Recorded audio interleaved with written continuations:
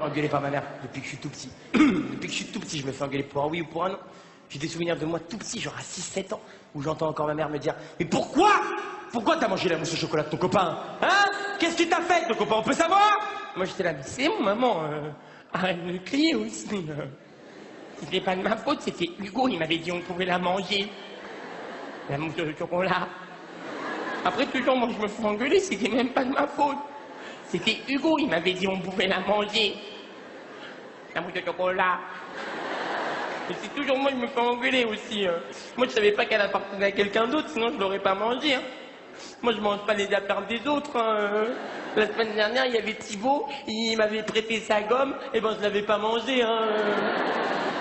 Mais là, c'était Hugo, il m'avait dit on pouvait la manger. La mousse de chocolat. Moi, je me fais engueuler, vous connaissez même pas l'histoire. J'en ai marre aussi. C'est quoi l'histoire? C'était Hugo, il m'avait dit. On pouvait la manger. La mousse de chocolat. Moi, j'en ai marre de me faire engueuler de toute façon. C'est toujours la même histoire avec vous. Oui, Kevin, t'es privé de sortie, t'es privé de jeux vidéo, mais j'ai rien fait, moi. C'était Hugo, il m'avait dit. On pouvait la manger.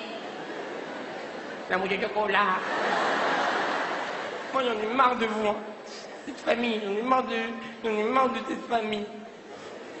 Toujours vous m'engueulez, alors que...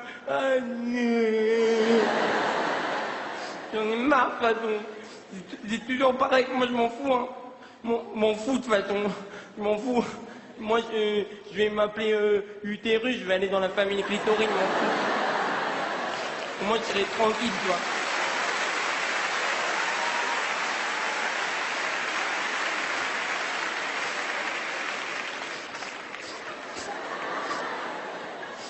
Mais non, mais maman, tu m'engueules toujours, tu sais même pas qu'est-ce qui s'est passé.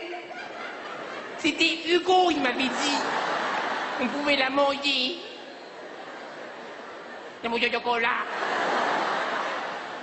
Et là, les parents, vous avez la même phrase depuis des années que je comprendrai jamais. Et si Hugo, il dit de sauter par la fenêtre? Tu vas sauter par la fenêtre? Hein? Toute mon enfance, j'ai eu envie de dire à ma mère, bah non, ça n'a rien à voir. Si je saute par la fenêtre, je meurs, alors que là, j'ai mangé une mousse au chocolat, quoi. Au maximum, j'ai une crise de foie, mais c'est le maximum, quoi. Je me pose des questions en ce moment, Marseille. Ça, des questions auxquelles on m'a pas répondu à l'école. Genre, à quoi ça sert les sourcils? Ha ha! Tout dans le corps humain sert à quelque chose. Bon, certains trucs plus que d'autres. À quoi servent les sourcils? J'ai été regardé sur Internet. Sur Internet, ils disent les sourcils servent à réchauffer les yeux. Sérieux? T'as déjà vu un SDF mort de froid dans la rue? Tu vas le voir, tu dis ça, monsieur? Vous avez pas trop froid? Vous voulez pas mon manteau pour vous réchauffer? Non, c'est bon. J'ai mes sourcils là. C'est comme, à partir de quel moment on devient vieux dans la vie, messieurs dames? C'est une vraie question. Moi, cette semaine, je me suis surpris à dire c'est la fin des haricots. C'est une expression de vieux, c'est la fin des haricots.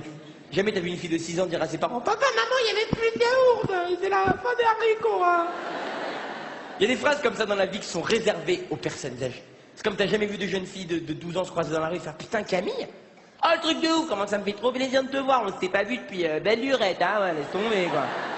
C'est comme t'as jamais vu de jeunes de 17 ans parler entre eux et faire hé, excuse-moi, tu sais pas où il est Ryan? Laisse tomber, Ryan il a pris la poudre d'estampé. Mais il y a pire que les expressions de vieux dans la vie. Il y a les expressions de parents. Moi, l'expression de parents qui a traumatisé mon enfance, c'était quand j'étais petit, ma mère, elle arrêtait pas de me dire « Je te préviens, Kevin, ma patience... »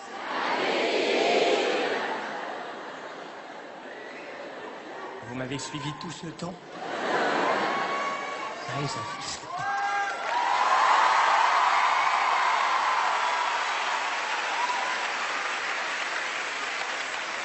Je comprenais pas cette expression quand j'étais petit.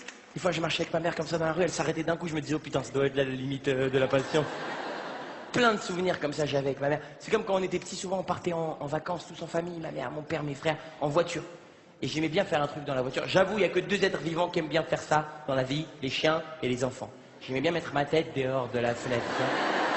Ou juste ma main, tu vois, c'est marrant, tu prends l'air. À chaque fois que je faisais ça, ma mère, elle me disait, s'il y a un motard qui passe, il va te couper la main ou la tête. Alors, je sais ce que les parents dans la salle, vous êtes en train de vous dire, oui, c'est normal, elle dit ça pour protéger son fils. Ok. Vous êtes obligés d'inventer des histoires avec des motards ninja, sérieux? Moi, j'ai fait des cauchemars de malade à cause de ce truc. Sérieux, dans mon cauchemar, je me réveillais, j'avais la tête bloquée dans la vitre, je voyais un mec arriver. C'est comme, quand j'étais petit, j'aimais bien faire un autre truc. J'aimais bien loucher, tu sais, ça faisait rire mes potes, je louchais, ça me faisait rire, tout le monde était content. Bon, ma mère, elle arrêtait pas de me dire, s'il y a un coup de vent qui passe... J'ai l'impression que c'est ma mère qui a élevé tout Marseille, les gars, ça. S'il y a un coup de vent qui passe, tu vas rester... bloqué. C'est pas le plus grand mytho parental de toute l'histoire, ce truc, ça. Si c'était vrai que tu louches et un coup de vent qui passe, tu restes bloqué. Mais on serait tous louches aujourd'hui, les amis. Sérieux, on a tous déjà essayé de le faire, ce truc. T'allumerais la télé, ça ferait mesdames, messieurs, bonsoir. Aujourd'hui, dans l'actualité, une affaire louche. C'est comme quand j'étais petit, un soir, ma mère est venue me voir, elle m'a dit, Kay, tu ne dois surtout pas sortir de ton lit pour aller dans le salon le soir de Noël. Sinon, le Père Noël, il passera pas. C'est vachement violent comme phrase. Moi, j'ai cru à cette légende toute ma vie. Puis un jour, à l'âge de la rébellion, vers 7 ans et demi, je suis sorti de mon lit, je me suis dirigé lentement vers le salon, le soir de Noël. Je suis arrivé devant la porte du salon, j'ai poussé la porte.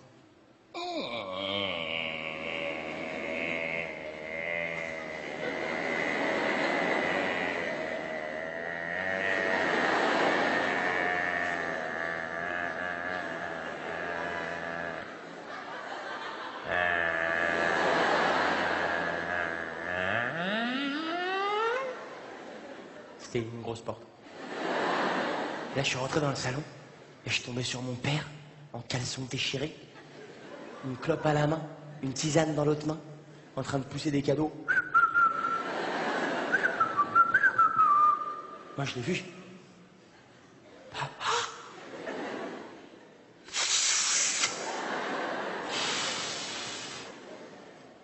Ho, ho, ho! C'est pas papa, c'est le Père Noël! Moi, j'avais que 7 ans et demi, alors je lui ai dit, ah, vous ressemblez quand même vachement à mon papa. Il m'a dit, je sais, c'est mon travail de Père Noël, de temps en temps, je me transforme en papa de l'un, puis en papa de l'autre. Bon, faut que j'y aille parce que j'ai mon traîneau qui est garé en double fil. Tu diras pas à ta maman que le Père Noël a fumé dans le salon, hein? Allez, salut! Et au moment où il a dit, allez, salut, il y a ma mère qui est rentrée dans le salon, en robe de chambre des années 1612. Elle a vu mon père, on sentait qu'elle avait envie de déchirer, mais elle se retenait parce que j'étais là. Elle lui a dit, chérie, je peux savoir ce que tu fais dans le salon?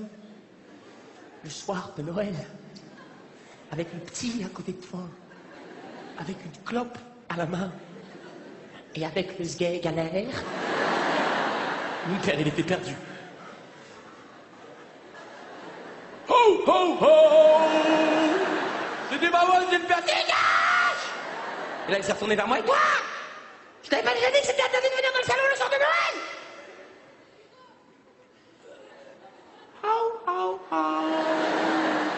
C'est bon, c'était pas de ma faute, c'était Hugo, il m'avait dit on pouvait venir dans le salon.